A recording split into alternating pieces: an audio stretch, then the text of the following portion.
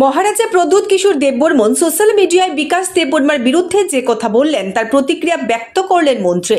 সাংবাদিকদের প্রশ্নের উত্তরে কি বললেন শুনুন। আপনারা সবাই জানেন আমি দিল্লিতে গিয়েছি, আমাদের স্বরাষ্ট্রমন্ত্রীর সঙ্গে দেখা করেছি, আমাদের এই অমিত শাহজির সঙ্গে।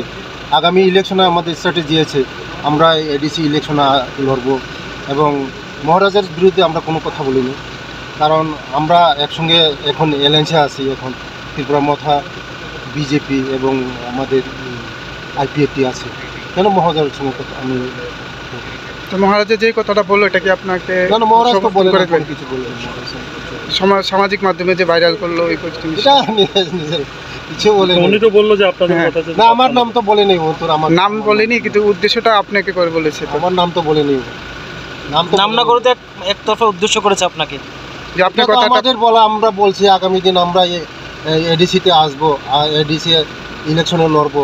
আমাদের আমরা অমিত শাহজির সঙ্গে কথা হয়েছে, আমাদের 125তম বিল আমাদেরকে দেবে, ওরা এডিসির পাওয়ার আরও দেবে। Bureau report, news Nageshwari.